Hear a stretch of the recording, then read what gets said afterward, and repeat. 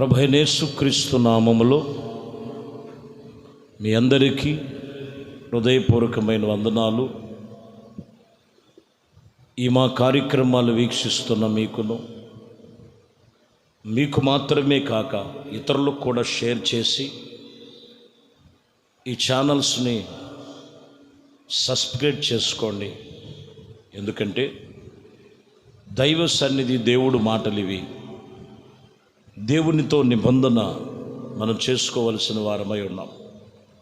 ఈ అంచె దినాలలో ప్రభు మనకిచ్చినటువంటి మంచి సందేశాలతో, దైవ వర్తమానాలు చేత మరింతగా మీరు బలపరచబడుతున్నారు, ఏమాత్రం సందేహం లేదు.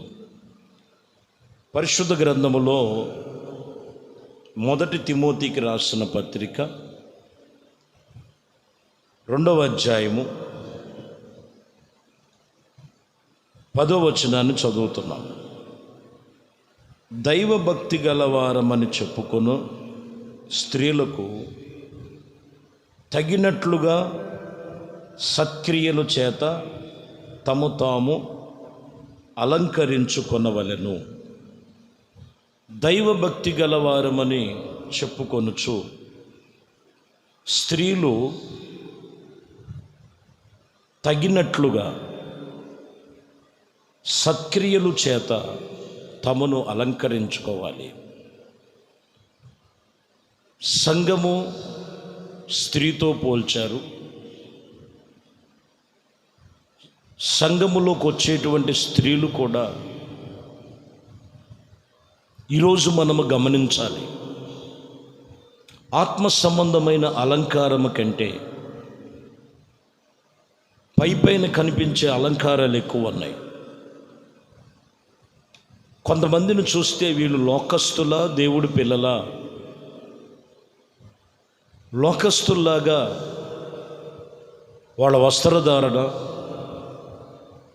వారికి ఉన్నటువంటి ఆ నడవడిక చూస్తున్నప్పుడు దైవజనుడు పౌలు అంటారు, దైవభక్తి కలిగిన వారిలో సత్క్రియల చేత తమను తాము అలంకరించుకోవాలి. అంటే దైవభక్తి చేసే వారిలో మొదటిగా సత్క్రియలు మారాలి. సత్క్రియలు ఎలా ఉన్నాయి? అలాగనే మనం చూస్తే 2వ అధ్యాయము 9వ వచనములో మనం చదువుతున్నాం. మరియు స్త్రీలు అనుకూలమైన స్వబుద్ధి గలవారై ఉండి తమకు మాత్రమే వస్త్రముల చేతనే కానీ, జడల చేతనే కానీ, బంగారములతోనే ముత్యములతోనూ మిగులు వెలగలిగిన వస్త్రములతో అలంకరించుకొనక, ఇక్కడ చెప్తున్నాడు. పై వచనాల్లో సుబుద్ధి కలిగి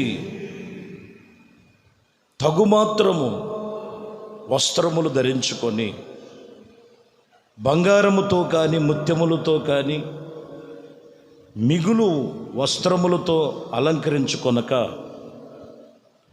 సత్క్రియలతో పాటు తమ వస్త్రములు కూడా దేవుడు నియమించబడినటువంటి రీతిగా, దేవుడు చెప్పినట్లుగా దైవభక్తి చేసేవారిలో ఉండవలసినటువంటిది. వాటి యొక్క మర్మమును గురించి దైవజనుడు పౌలు గారు ఇక్కడ చెప్తున్నాడు. చూడండి, అపోస్తుల కార్యములలో మనకిక్కడ ఒక స్త్రీ కనపడతారు. అప్పుడు లూదియా అనే దైవభక్తి కలిగిన ఒక స్త్రీ వినుచూ ఉండగా ఆమె ఓదారంగు పొడి అమ్ముకుని ఆ పట్టణస్థురాలుగా ఉండి, ప్రభు ఆమె హృదయము తెరవబడును గనుక పౌలు చెప్పిన మాటలన్నీ ఆమె హృదయములో దాచుకుంది.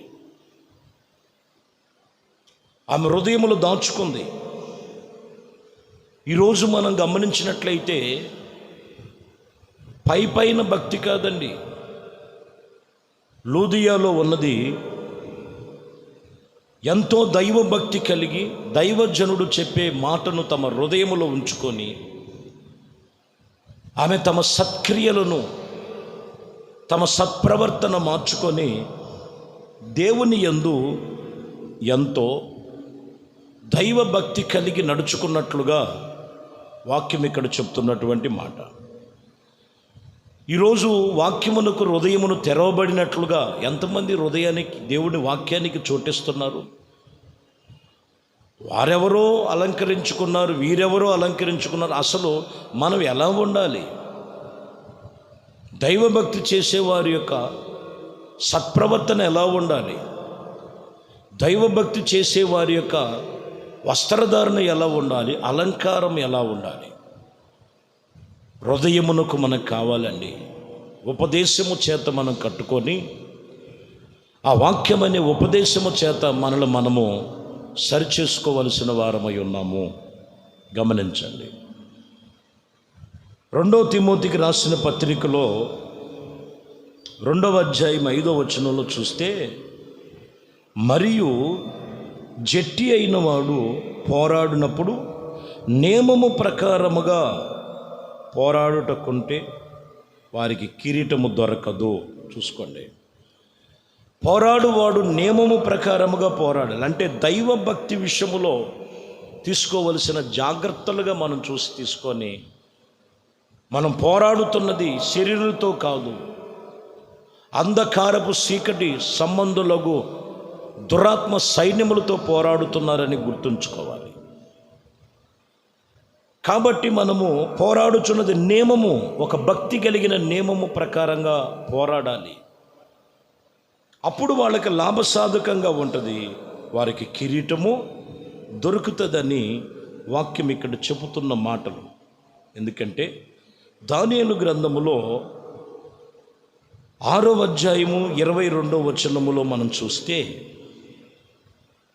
నేను నా దేవుని దృష్టికి నిర్దోషిగా కనబడితిని కనుక ఆయన తన దూతను పంపి సింహములను నాకు హాని చేయకుండా వాటి నోళ్లను మోయించునని, రాజా నీ దృష్టికి నేను నేరము చేసిన వాడును కానని అని చెప్పినప్పుడు, ఇక్కడ మనం గమనించినట్లయితే ఒక్కటే రాజు అంటున్నాడు, దానియేలును బయటికి తీసి అతడు తన దేవుని యందు భయభక్తులు కలిగిన వాడని అతనికి ఏ హాని కలగలేదని చెప్పాడు.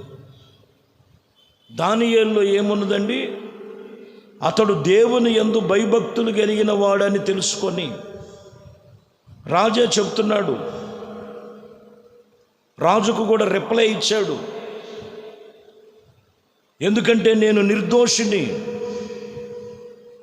దేవుని దృష్టికి నేను నిర్దోషినిగా కనపడ్డాను గనుక ఆయన దూతను పంపించి సింహముల నోళ్ళు మూయించాడు, అవి నన్ను ఏ హాని చేయలేదని దానియేలు చెప్తే, రాజు చెబుతున్నాడు, దానియేలు దేవుని యందు భక్తి కలిగిన వాడు, అతన్ని ఏ హాని చేయలేదు అని చెప్తున్న మాటలు. కాబట్టి ఈరోజు మనం గమనించాలి, నీ దైవభక్తి నిన్ను కాపాడుతుంది, నీ దైవభక్తి యథార్థతలో నడిపిస్తుంది, నీ దైవభక్తి ఒక సమయంలో అనేక మంది ఎదుట నిన్ను సాక్షిగా నిలబెట్టుంది. కాబట్టి వాక్యం ఇక్కడ చెప్తున్నటువంటి మాట, నీవు దైవభక్తి కలిగి అది గొప్ప లాభసాధకముగా ఉండాలంటే వాక్యం చెప్తున్న మాట, నీవు నిర్దోషముగా దేవుడికి కనపడాలి.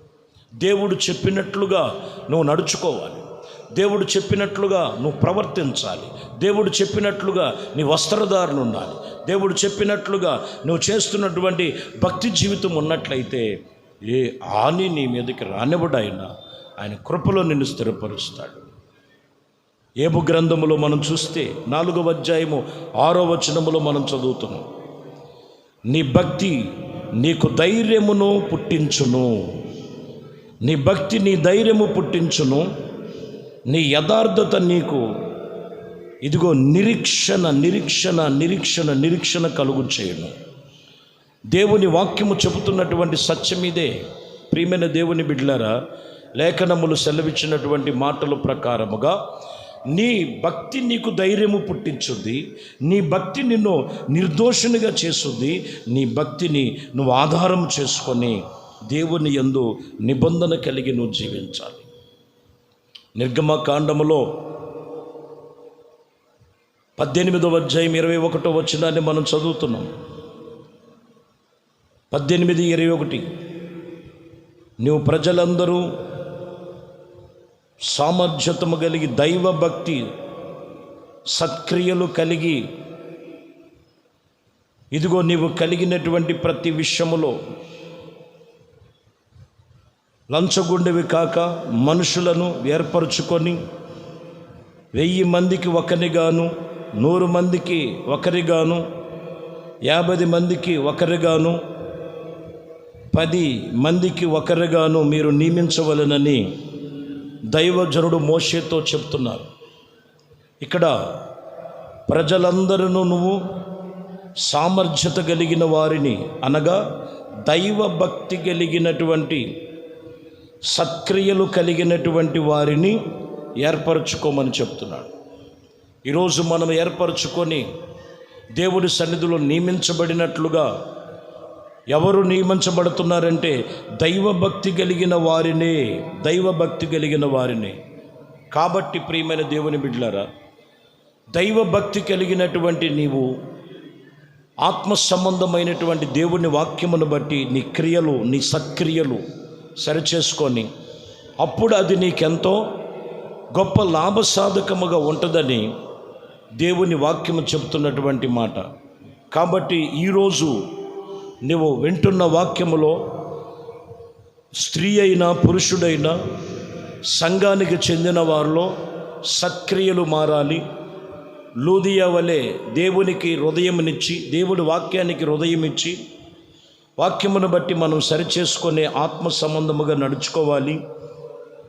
ఇదిగో దేవుని వాక్యం చెప్తున్నటువంటి మాటలు, దానియేలు వలె ప్రార్థనా పరుడుగా భక్తిపరుడుగా ఉన్నట్లయితే ఏది నీ మీదకి రానివ్వడు, ఆయన తప్పిస్తాడు. ఏబు వలె భక్తి కలిగినప్పుడు ధైర్యమును పుట్టిస్తాడు. యథార్థతను, నిరీక్షణను ఆధారము దేవుడు సన్నిధిలో నీకు అవుతుంది. చివరిగా మనం చూస్తే దైవ భక్తి కలిగినటువంటి వారి పని అంతా కూడా సాధకము చేస్తాడు ఆయన. కాబట్టి ప్రియులారా, దైవభక్తి కలిగినటువంటి మర్మమును గురించి ప్రభు మాట్లాడుతూ దేవునితో నిబంధన చేసుకొని అట్టి రీతిగా తగు వస్త్రములను, సత్ప్రవర్తనను, హృదయము దేవునికి ఇచ్చి నీవు ప్రార్థనలో దానియేలు వలె భక్తి కలిగిన ప్రార్థన చేస్తూ దేవుడితో నిబంధన చేసుకొని ఉండు. సమస్తమును కూడా ఆయన కృపలో నేను స్థిరపరిచి ఆశీర్వదించి పరిపూర్ణులుగా దేవుడు నీవు చేస్తున్న భక్తికి ప్రతిఫలమిచ్చునుగాక. ప్రార్థన. మహాపరిశుద్ధుడా, ప్రేమ స్వరూపి, దయగలిగిన మా ప్రభువా, మీ శ్రేష్టమైన పరిశుద్ధ నామమును బట్టి మీకు స్తోత్రములు. మీ కృపా దయా సంకల్పమును బట్టి ఇదిగోనైనా దైవభక్తి కలిగిన వారు తమ వస్త్రములను ఇదిగోనైనా తగు అలంకారముతోనూ ఇదిగోనైనా సత్ప్రవర్తనతోనూ భక్తి చేయవలెనని, హృదయము దేవునికి, దేవుడి వాక్యానికి ఇవ్వాలని, యథార్థమైన ప్రార్థన గలవారై ఉండాలని మీ సన్నిధిలో వాక్యము చెబుతున్నటువంటి రీతిగా అట్టి కృపచేత నింపి సహాయము చేసి మహిమపరచుకొనమని, ప్రతి ప్రార్థనలన్నీ కూడా ఆలకించి ప్రతిఫలము దయచేయమని యేసుక్రీస్తు నామములో ప్రార్థించి వేడుకొనుచున్నాము తండ్రి. ఆమేన్. ప్రభు మిమ్మల్ని దీవించి ఆశీర్వదించునుగాక. ఆమేన్.